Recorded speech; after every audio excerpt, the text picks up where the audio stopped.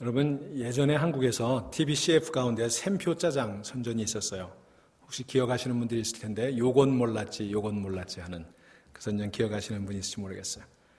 근데 이게 실은 한국의 어린이 찬송가 416장에 나와 있는 노래입니다. 김경성 작사 작곡이라고 되어 있는 요건 몰랐지라는 찬송인데요. 찬송가 제목도 흥미롭고 가사도 또 재밌습니다. 요건 몰랐지 요건 몰랐지 제일인 척하면 꼴찌 된다는 요건 몰랐지 요건 몰랐지 높아지려 하면 낮아진다는 요건 몰랐지 요건 몰랐지 이웃에게 주면 내 것 된다는 요건 몰랐지 요건 몰랐지 이런 찬송가입니다. 재밌죠? 이 노래는 우리가 오늘 읽은 마가복음 9장에 있는 말씀을 가사로 만든 겁니다. 오늘 본문에 보시면 예수님께서 제자들에게 이렇게 말씀하셨습니다. 누구든지 첫째가 되고자 하면 뭇사람의 끝이 되며 뭇사람을 섬기는 자가 되어야 하리라. 믿습니까? 그렇게 살고 계십니까? 믿습니까? 하니까 아멘 했는데 그렇게 살고 있습니까? 하니까 아멘 소리가 없어요. 여러분, 항상 이 갭이 문제예요. 그렇죠? 믿는 일과 믿음대로 살아가는 일 사이에 언제나 간극이 있습니다. 믿음과 삶의 간극은 둘째치고요. 사실은 이렇게 믿는 일도 쉬운 게 아니에요. 왜냐하면 세상의 지식이나 세상의 경험과는 이것이 어긋나기 때문에 하나님 말씀 믿는 것조차도 실은 어렵습니다. 우리가 믿는다고 말하지만 실상은 잘 안 믿는 것 같아요. 예수님께서 두 번째로 당신의 순환을 예고하셨는데 오늘 본문 31절에 그 순환 예고가 나옵니다. 31절 말씀, 인자가 사람들의 손에 넘겨져 죽임을 당하고 죽은 지 3일 만에 살아나리라. 이렇게 예고하셨는데요. 32절에 보면 그러나 제자들은 이 말씀을 깨닫지 못하고 묻기도 두려워하더라. 이렇게 되어 있어요. 묻기도 두려워하더라.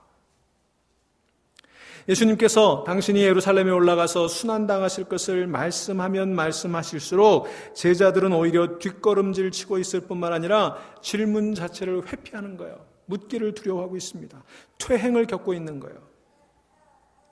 여러분, 지금 제자들이 예수님 따라다닌 지 3년 됐잖아요. 3년 동안 동고동락했습니다. 많은 가르침을 들었고 많은 기적을 목격했습니다. 그런데도 정작 예수님께서 순환을 예고하니까 저들이 믿지 않았습니다. 오히려 질문을 회피합니다. 퇴행, 뒷걸음질 치는 거예요. 여러분, 교회 생활 오래 하면서 우리의 믿음이 뒷걸음질 칠 수 있다는 것을 깨달아야 하는 것입니다. 교회 생활 오래 한다고 자동적으로 믿음이 진보되는 게 아니에요. 착각입니다. 많은 경우에 교회 생활 하다 보면 얕은 지식과 자기 경험을 의지하기 시작하면서부터 믿음이 퇴행하기 시작해요. 여러분, 두려움을 가져야 돼요. 교회 오래 다니시는 분들 두려워하시기 바랍니다. 여러분, 예수님께서 마가복음 4장에 보시면 씨 뿌리는 자의 비유를 가르치시는데 그 씨 뿌리는 자의 비유에 나오는 첫 번째 밭이 어떤 밭입니까? 길가밭이에요. 그 길가밭이 밭 가운데 최악입니다. 길가밭은요, 복음의 씨앗이 뿌려지자마자 어떻게 됩니까? 사탄이 와서 그것을 받아 먹어버렸다 그랬어요. 그러면 예수님이 비유를 들으실 때 그 길가밭에 해당되는 그 당시의 인물들이 누굽니까? 바리새파 사람들, 사두개파 사람들이었어요. 이 바리새파 사람들과 사두개인들이 오늘로 말하자면 우리 목회자들 같은 사람들이에요. 여러분, 여기 무서운 말씀이 있습니다. 가장 말씀을 받기 어려운 존재가 목회자들일 수 있다는 거예요. 여러분, 그 사실 우리가 알아야 돼요. 가장 최악의 밭이 신앙생활 꽤나 했다는 사람들일 수 있다는 사실을 여러분 깨달아야 되는 것입니다. 사람은 속일 수 있을지 몰라도 하나님은 속일 수가 없습니다.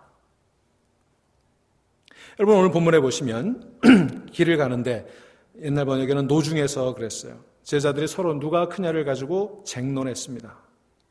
여러분, 우리가 인생을 비유할 때 길에 비유하잖아요. 여행에 비유하잖아요. 인생길이라고 그러죠. 자, 노중에서 길을 가면서 서로 토론하고 다툰 문제가 누가 크냐 하는 그 문제였습니다. Who is the greatest? 여러분, 우리가 인생을 살면서 인생의 노중에서 허구한 날 누가 크냐 이걸 쟁론하며 살고 있어요. 세상이 분명히 그렇습니다. 세상은요, 더 커지기 위한 몸부림이에요. 여러분 어린아이들도요, 이렇게 놀이터 같은 데서 만나면 아이들도 누가 키가 큰지 먼저 구분하고 나이가 누가 큰지도 구별하고 그래서 서열을 정하고 그리고 놀기 시작합니다. 아이들부터 그래요. 인간의 본성인 것 같아요. 그래서 우리는 키가 커야 되고 집이 커야 되고 차가 커야 되고 회사가 커야 되고 교회가 커야 되고 온통 큰 것을 향한 열병을 앓고 있는 것이 우리 인생이에요.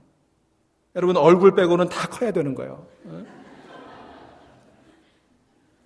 세상은 이처럼 크기와 높이 그것으로 서열을 정합니다. 여러분 세상에 가보세요. 다 앉는 자리가 정해져 있어요. 여러분 소위 점잖다는 자리일수록 가보면요 다 자리가 정해져 있어요. 아무데나 눈치 없이 앉았다가는 망신을 당합니다. VIP석이 따로 있는 거예요. 세상은 허구한 날 이 노름하고 있는 거예요. 누가 크냐, 누가 어느 자리에 앉느냐. 그런데 안타깝게도 세상만 그런 게 아니라 교회도 그렇다고 하는 것입니다.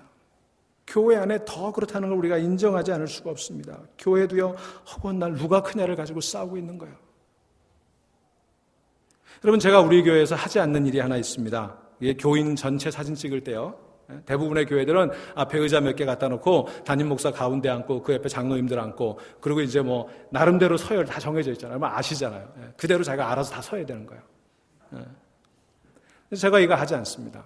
우리 교회 웹사이트에 맨 앞에 표지에 보시면 우리 지난번 창립기념주일에 사진 찍은 게 있는데 제가 어디인지 찾아보세요. 저 오른쪽 끝에 가 있어요. 누가 보면 담임 목사인지 모르는 거예요. 이제는 뭐 몇 년 지나다 보니까 우리 교인들 사진 찍을 때 목사님 여기 가운데 오세요. 이렇게 얘기하는 사람이 한 사람도 없어요. 어떨 때는 좀 섭섭하기도 합니다. 그래서 말은 좀 해줘야 될 거 아니에요? 예? 제가 안 가도 말은 좀 해줘야지. 이제는 뭐 내가 어디 쓰든지 안 쓰든지 상관은 안 해요. 여러분 목회자들의 모임도 가보세요. 다 정해져 있어요. 자리가 정해져 있고 크기가 정해져 있어요. 여러분 거기 가면 누가 큰 목사인 줄 아십니까? 교세가 큰 교회 목사가 큰 목사예요. 너무 안타까운 거예요. 여러분 성도들도 목사를 그렇게 바라봐요. 교인이 10명이면 목사도 고만한 목사고 교인이 1000명이면 목사가 그만한 목사가 되는 거예요. 여러분 이게 현실이에요. 제가 며칠 전에 가슴 아픈 얘기를 하나 들었어요. 이 지역에 작은 교회를 열심히 목회하는 젊은 목사님이 계시는데 지난 여름에 아이들이 있으니까 워싱턴 DC에 그 고물 털털거리는 자동차 타고 휴가를 다녀왔는데 그 휴가 다녀왔다고 교인들이 시비하고 교회를 안 나오는 분들이 있다는 거예요. 작은 교회 목사가 휴가 다녀왔다고. 자기 교회 목사님인데. 여러분 작은 교회 목회자는 어디 잠깐 바람 쐬고 왔다고 교인들이 시비하고 교회 안 나오고 큰 교회 목회자는 그럴듯한데 휴가 가면 교인들이 여비 쓰라고 큰 돈 모아드리는 촌지 모아드리는 그런 세상이 돼버리고 말았어요. 여러분 어떤 목회자가 큰 목회자입니까? 여러분 성도 수가 많다고 큰 목회자라고 생각하신다면 그런 생각 깨트리시기 바랍니다. 성도들 사이에도 목회자들 사이에도 이런 생각하고 있는 사람이 참 많이 있어요. 여러분 누가 큰 사람인 줄 아세요? 섬기는 사람이 큰 사람이에요. 그렇게 보면요 작은 교회 목사님들이 더 커요. 여러분 작은 교회 목사님들은요 교인을 자기가 종처럼 교인을 하늘처럼 떠받듭니다. 근데 큰 교회 목사는요 자기가 하늘처럼 군림하면서 교인들을 종처럼 부려요. 그러니 누가 큰 목사예요? 일본에 가가와 도요이코라고 하는 유명한 목사님이 계셨습니다. 우찌무라 간조와 더불어서 일본 기독교를 대표하는 아주 세계적으로 존경받는 목회자의 사상가였습니다. 그런데 이 가가와 도요이코 목사님을 키운 스승이 나가오 목사님이라는 분이에요. 이 나가오 목사님은요 신학교를 졸업할 때 목회지를 찾았습니다. 반경 100km 이내에 아무런 교회가 없는 곳에 가겠다. 그래서 지도를 펴놓고 살펴보다가 가나자오라고 하는 산골 마을에 가서 교회를 개척했어요. 그런데 워낙 산골이다 보니까 또 일본이 기독교가 악한 곳이잖아요. 5년 동안 교인이 한 사람도 오지 않았다고 그래요. 그래도 이 목사님 5년 동안 부인을 앞에 놓고 사모님 앞에 놓고 예배를 드렸어요. 설교를 했어요. 그 5년이 지났을 때 이 가가와 도요이코가 그때 신학교 2학년 때 폐병에 걸려가지고 신학교에서도 쫓겨났어요. 그가 인생을 비관하고 어떻게 살아야 될지 모르는 가운데 이 나가오 목사님을 찾아서 그 가나자와 교회에 왔습니다. 그런데 그 나가오 목사님이 그 피를 토하는 폐병에 걸려서 피를 토하는 그를 피를 닦아주고 그와 함께 밥을 먹으며 그렇게 그를 돌봐주고 말씀을 전하는 그 모습에 감명을 받고 회심을 하게 된 거예요. 그래서 다시 목회를 결심하고 빈민을 위해서 일해야 되겠다. 그렇게 생각을 품고 정말 훌륭한 목회자로 성장을 한 것을 우리가 알고 있습니다. 바로 나가오 목사라고 하는 산골교회에서 5년간 교인 한 사람 없는 상황에서 사명을 감당하려고 했던 그 신실한 목회자를 통해서 가가와 도요이코와 같은 정말 세계적으로 존경받는 훌륭한 목회자가 나올 수 있었던 거예요. 이 나가오 목사가 없었으면 가가와 도요이코는 있을 수가 없었던 것입니다. 저는 개인적으로 나가오 목사와 같은 사람들이 너무나 그리운 시대라고 생각을 합니다. 저는 제 능력이 가가오 도요이코처럼 영향력 있는 목회자가 되기는 어려울지 몰라도 나가오 목사처럼 쓰임받았으면 좋겠다. 그런 생각을 해봐요. 한 사람 더 찾아오는 그런 자리에 하나님의 뜻이라고 생각하고 5년 동안 자기 가족들과 그 예배의 자리를 지켜낸 목사. 여러분, 저는 그런 목사가 큰 목사라고 믿습니다. 여러분, 그렇다면요, 여러분들도 그렇게 생각하셔야 돼요. 여러분, 그런 눈을 가지셔야 되는 거예요. 나가오 목사는 능력도 없는 목사라고 우리가 손가락 칠 때가 얼마나 많이 있습니까? 여러분, 성도님들이 그런 목회자를 존중해 줘야 견뎌낼 수 있고 버텨낼 수 있는 것입니다. 그런데 우리가 그런 목회자의 가치를 알아주지 못해요. 함부로 대해요. 가슴 아프게 합니다. 여러분, 그래서는 안 되는 거예요. 그 십자가 하나 붙잡고 씨름하는 목회자들을 격려해주고 기도해줘야 합니다. 정말 누가 큰 사람인가? 우리가 패러다임을 완전히 바꾸지 않으면 안 되는 거예요. 자, 보세요. 제자들이 노중에서 누가 크냐 이거 가지고 쟁론하고 있었습니다. 그런데 예수님께서 말씀하십니다. 35절을 보세요. 예수께서 앉으사 12제자를 불러 이르시되 누구든지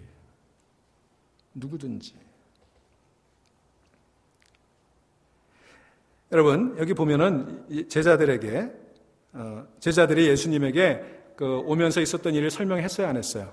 안 했죠. 누가 크냐 이거 가지고 다투었다고 얘기 안 했습니다. 그런데 예수님 아셨어요, 모르셨어요? 아셨어요. 여기서 성경은 우리에게 중요한 힌트를 주고 있습니다. 예수님은요, divine knowledge, 신적인 능력을 가지신 분이에요. 우리가 말하지 않아도 모든 것을 아시는 하나님의 아들이십니다. 여러분, 이걸 믿으세요? 예. 하나님께서는 우리의 중심을 알고 계신다고 하는 이 사실을 여러분 두려운 마음으로 인정하시기 바랍니다. 우리가 교회에서요, 아무리 경건한 표정과 말투 그리고 여한 종교 행위를 한다고 하더라도 그 마음속에 누가 크냐 이 문제만 생각하고 있다는 것을 여러분, 사람들은 몰라도 하나님은 아세요. 그래서 예수님 뭐라고 그러셨어요? 제자들에게 이제 말씀하시는 거예요. 누구든지, anyone. 여러분, 이 말 주목해서 보세요. 누구든지예요. 이건 확고한 원리, 흔들릴 수 없는 프린시플을 얘기해 주시는 거예요. 예외가 없다는 거예요. 누구든지 아무든지 첫째가 되고자 하면 뭇사람의 끝이 되며 뭇사람을 섬기는 자가 되어야 하리라. 여러분, 정말 레디컬한 가르침입니다. 첫째가 되고자 하면 뭇사람의 끝이 되라. 이건 진짜 급진적인 가르침이에요. 뭇사람, everyone else, 모든 사람을 이야기하는 거예요. 여러분, 이렇게 살기가 쉬울까요? 어려울까요? 어렵죠. 여러분 그렇게 살 마음이 있으세요? 없으세요? 우리 자녀들이 섬기는 자가 되겠다, 꼴찌가 되겠다, 그렇게 얘기하면 여러분 그 자녀들을 그냥 두시겠어요? 여러분, 이렇게 살기가 솔직히 말하면 거의 불가능에 가까운 것입니다. 우리 의지로는 안 되는 거예요. 그러나 성령께서 감동하시면 불가능한 일이 가능해질 줄로 믿습니다. 그게 믿음이에요. 여러분, 이런 삶은요, 믿음의 윤리예요. 이건 의지의 윤리가 아니에요. 여러분, 우리가 하나님 말씀 따라 사는 거 우리 의지로는 절대로 할 수 없습니다. 여러분, 우리가 우리의 의지로 하나님 말씀대로 살 수 있다 생각하고 있다면 그건 착각이고요. 그렇게 살아왔다고 얘기하면 그건 자기 기만이에요. 여러분, 믿음이 있는 사람만이 뭇사람을 섬기려고 할 수 있고 그런 생각과 의도를 가지는 것 자체, 그런 소망을 갖게 되었다는 것 그 자체가 기적입니다. 여러분, 정말 그렇지 않습니까? 우리가 세상에 살면서 이런 소망 안 갖잖아요. 세상은 그런 소망을 가르치지 않습니다. 왜냐하면 그건 바보니까. 바보나 꼴찌가 되겠다고 하는 거지. 바보나 섬기겠다고 하는 거지. 더 높이 올라가야 되는 것이 우리의 가치인데 그렇게 세상이 가르치지 않아요. 그러니까 그런 꿈을 세상에서 우리가 가질 수 있다? 이거 기적이에요. 여러분, 그런 세상 속에 무사람을 섬기고자 하는 소망을 가졌다는 것은요, 여러분들이 회심했다는 증거입니다. 예수를 정말 믿어서 중생하지 않은 사람은 이런 소망 자체를 가지는 게 불가능해요. 그렇게 사는 것은 물론이거니와 소망하는 것 자체도 불가능해요. 여러분, 이것이 회심의 확고한 증거예요. 여러분, 제자도의 핵심은 다름 아니라 섬김입니다. 그리스도를 따른다고 하면서 섬기지 않는다고 하는 것은 불가능한 거예요. 그건 위선이고 모순이에요. 섬김으로 이어지지 않는 믿음은 없습니다. 섬김으로 반드시 이어져야 그것이 구원받을 수 있는 믿음이라는 사실 여러분 기억하시기 바랍니다. 여러분, 예수님께서 그걸 가르쳐 주시는 거예요. 그런데 십자가를 지시기 전에 이 섬김의, 이 제자도의 비밀을 예수님 집중적으로 가르치시면서 요한복음 13장에 보시면 예수님께서 식사를 하시다가 갑자기 제자들의 발을 씻기셨어요. 일어나셔서 수건을 허리춤에 두르고 그리고 대야에 물을 떠서 제자들의 발을 씻기셨는데, 여러분, 발을 씻길 때 서서 씻길 수 있어요? 없죠. 발을 씻기려면 반드시 무릎을 꿇어야 됩니다. 예수님 제자들 발 앞에 무릎을 꿇으셨어요. 어떤 신학자가 이 장면을 굉장히 아름답게 시적으로 표현한 일이 있습니다. 이렇게 표현했어요. 크리에이터가 크리처 앞에 무릎을 꿇은 사건이다. 크리에이터가 크리처 앞에 무릎을 꿇은 사건이다. 여러분, 그리스도는 창조주 하나님이십니다. 믿습니까? 예. 세상 모든 것이 그로 말미암아 태어나지 않은 것이 없습니다. 여러분, 하나님께서는요, 이 세상을 지으실 때 어떤 재료를 가지고 만드신 게 아니에요. 그게 하나님의 창조와 우리 인간의 창조가 다른 거예요. 우리는 어떤 재료를 가지고 다른 물건을 만들죠. 근데 하나님은 재료를 가지고 만들지 않으셨어요. 하나님 세상을 만드실 때 그 세상은 공허와 혼돈 가운데 있었어요. emptiness, formless.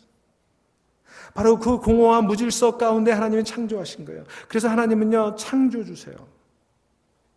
인간의 창조와는 전혀 차원이 다른 그런 창조주 하나님을 여러분 믿으시기를 바랍니다. 그 창조주께서, 그 크리에이터가, 그 하나님의 그 크리에이터의 아들이신 예수님이 피조물 크리처 앞에 무릎을 꿇으신 거예요. 여러분, 그렇다면 거룩함이라는 게 뭐예요? 우리가 하나님을 거룩하시다 그러죠. 여러분, 거룩함이 뭐예요? 자, 여러분, 우리 신체 부위 가운데 가장 낮은 것, 가장 더러운 것, 가장 냄새나는 것이 어디예요? 발이죠. 근데 그걸 씻으셨어요. 그러니까 거룩함이라고 하는 것은 가장 낮고 가장 냄새나는 것을 눈 돌리고 회피하는 것이 아니라 가장 낮고 냄새나는 것을 무릎을 꿇어 씻어주는 게 거룩입니다. 그게 경건이에요. 그게 그리스도인의 역설이고 그게 기독교의 신비고 그게 거룩의 역설이에요. 세상의 거룩은요, 냄새나고 더럽고 낮은 것을 거부하고 외면하고 회피합니다. 그것과 멀어질수록 거룩해지는 거예요. 그게 세상의 거룩이에요. 바리새적인 거룩이에요. 그런데 예수님의 거룩은 그리로 다가갔어요. 그걸 끌어안았어요. 그걸 살폈어요. 여러분, 그래서 종교적으로 신실하다고 말하는 것은요, 깔끔 떠는 게 아닙니다. 여러분, 깔끔 떨지 마세요. 그게 거룩이 아니에요. 그게 신앙이 아니에요. 이 말은 내 말이 아니라 T.R. 글로버라고 하는 학자의 얘기예요. 종교적으로 신실하다고 하는 것은 깔끔 떠는 것이 아니다. 아유 더러워, 아유 불결해, 아유 저속해. 여러분, 그게 아니에요. 여러분, 예수님께서는요, 제자들을 발을 씻기는 사건, 그 사건은요, 예수님 돌아가시기 바로 직전에 일어난 사건이죠. 근데 요한복음 13장에 보시면 이렇게 되어 있습니다. 저녁 먹는 중에 예수는 아버지께서 모든 것을 자기 손에 맡기신 것과 또 자기가 하나님께로부터 오셨다가 하나님께로 돌아가실 것을 아시고, 여러분, 예수님께서는 하나님께서 자기 손에 모든 것을 맡기셨다는 것을 아셨어요. 그래서 발을 씻기셨어요. 자기가 하나님께로부터 왔다가 하나님께로 돌아가실 것을 아셨어요. 그 때문에 발을 씻기신 것입니다. 자기가 얼마나 존귀한 존재인지를 아시고 발을 씻기셨다는 거예요.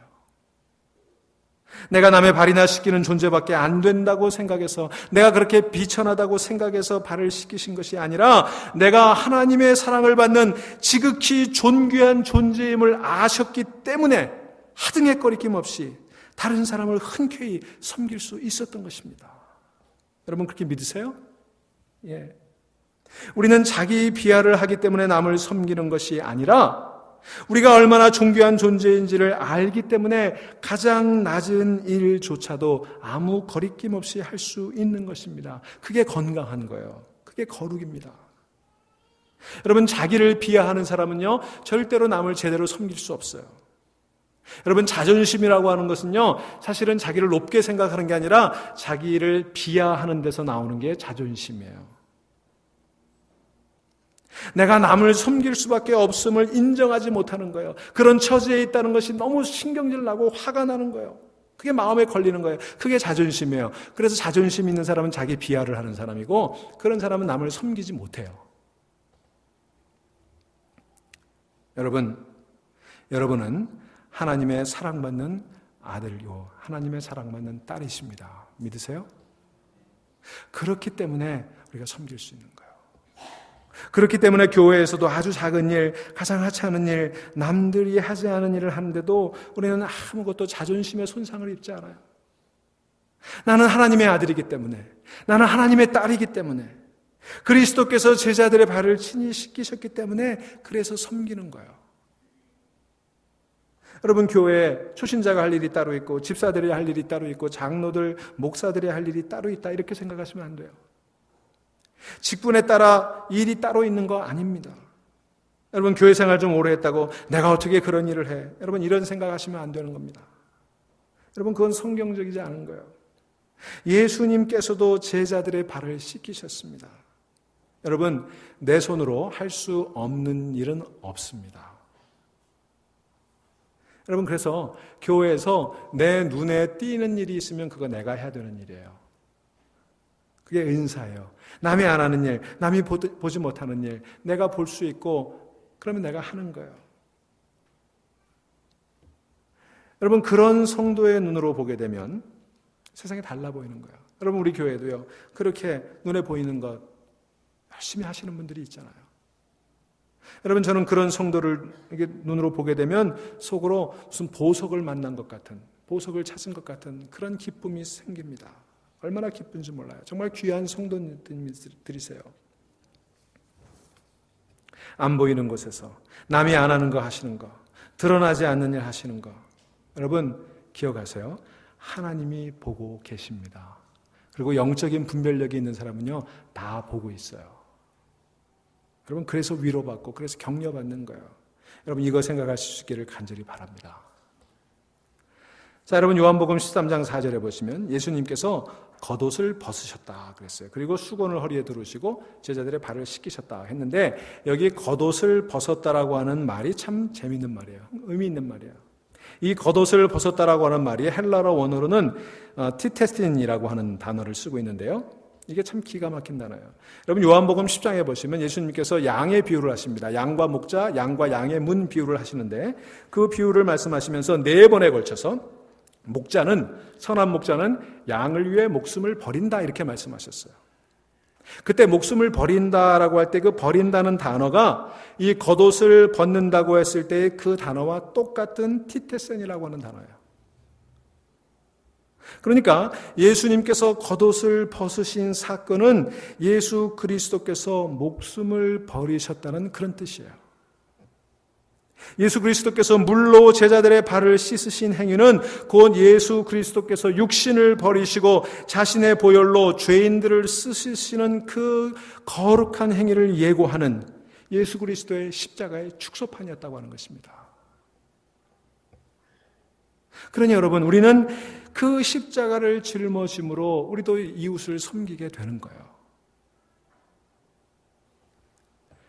여러분 어렸을 때 여러분들 가정에도 대충 그러셨겠지만 집 마당이나 동네에 펌프가 있었죠. 펌프. 이 펌프를 사용해 보신 분들은 알겠지만 이 펌프에 물이 잘 안 나올 때가 있어요. 그러면 어떻게 해야 돼요? 바가지에 물 한 바가지 떠가지고 가서 그 물을 붓고 펌프질을 하면 그 안 나오던 펌프에서 물이 콸콸 쏟아져 올라옵니다. 여러분 기억하시죠? 그걸 뭐라고 그러는 줄 아세요? 그 물의 이름을, 그 바가지에 떠서 가져가는 물의 이름을 마중물이라고 그러죠. 마중물. 그 한 바가지의 물이 저 깊은 밑바닥 샘물을 마중 나가서 그 물을 모셔온다. 그런 뜻의 말이에요. 참 아름다운 말이죠. 마중물. 근데 그 마중물을 영어로 뭐라고 하는 줄 아세요? 콜링 워터라고 합니다. 콜링 워터. 부르는 물이란 뜻이에요. 이것도 좋은 말인 것 같아요. 그 마중물은 단지 한 바가지 정도의 작은 양이지만 땅속 깊숙한 곳에 있는 샘들을 불러오는 힘을 가지고 있는 물이에요. 그 마중물은 땅속 깊숙한 곳에 있는 물을 끌어올려 놓고 자신은 사라지고 맙니다. 하지만 그 마중물은 버려지는 물은 아니에요. 제가 아주 재밌는 얘기를 하나 들었는데요. 여러분 샌프란시스코에 가시면 거기가 베이 에어리어이기 때문에 다리가 많아요. 저 유명한 금문교로부터 시작을 해서 베이 브릿지 여러 다리가 있습니다. 근데 그 다리들이 다 유료예요. 돈을 내고 갑니다. 그런데 크리스마스나 추수감사절 같은 이런 특별한 절기에 이런 일들이 벌어진다고 그래요.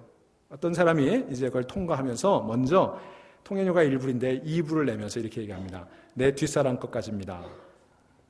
자, 그러면 그 뒤에 운전자는 통행료 냈어요, 안 냈어요? 냈죠. 안 내도 되죠. 근데 그 사람도 통행료를 1불을 냅니다. 1불을 내면서 이렇게 얘기하는 거예요. 이거 뒷사람 겁니다. 왜? 자기 거니 이미 앞에 사람 냈으니까. 그러면 계속 이어서 1불씩 내면서 뭐라고 그래요? 뒷사람 겁니다. 뒷사람 겁니다. 자, 그러면요. 실제로 대부분의 사람들은 한 사람 제외하고 나머지는 다 얼마 냈어요? 1불 냈어요. 누구 통행료 낸 겁니까? 자기 거 1불 낸 거예요. 그런데 결과적으로는 모든 사람이 다 뒷사람 거를 내준 거예요. 처음 2불 낸 그 한 사람이 마중물 아니에요? 아주 작은 거예요. 1불에 불과한 거예요. 그런데 결과적으로는 그것이 마중물이 되어서 선의의 릴레이. 그래서 거기를 통과한 모든 사람이 뒷사람의 통행료를 내주는 선행을 하는 이 놀라운 일들을 만들게 된다는 것입니다. 여러분, 우리 예수님이 바로 이 마중물과 같은 삶을 사셨어요. 예수님이 사망의 저 무저갱까지 내려가심으로 우리에게 목마르지 않는 영원한 생수를 가져다 주신 것입니다. 그 예수님 자신이 한 바가지의 마중물이 되어 그를 믿는 모든 자들로 생수를 마시게 한 것입니다. 여러분들이 교회를 섬기면서, 여러분들이 직장에서 일하시면서 여러분 마중물들 되시기를 주의 이름으로 축원합니다. 콜링 워터들 되시기를 바랍니다. 남이 섬기든 남 섬기든 상관이 없습니다. 여러분 섬기는 것이 축복입니다. 나만 섬기고 남들 다 안 섬긴다 손해보는 것 같고 속이 쓰리십니까? 바보 되는 것 같으세요? 그러나 여러분 그게 축복인 줄로 믿으시기를 바랍니다. 그래서 우리 성도는요 세상에서 좀 바보처럼 보여야 되는 거예요. 섬김이 축복이기 때문에 그래요. 여러분 한번 따라해 보세요. 섬김이 축복입니다. 여러분 섬김이 축복이에요. 세상이 노중에서 누가 크냐를 다투며 커지고 높아지기를 했을 때 서로 자리 다툼을 위해 합의 교환을 이루고 살아갈 때 여러분은 낮아지기를 힘쓰시고 겉옷을 벗어 발을 씻는 섬김의 종들이 되셔서 인생의 마중물들 되시기를 바랍니다. 콜링 워터들 되시기를 주의 이름으로 축원합니다. 여러분 이번 한 주간 여러분 마중물이 되세요.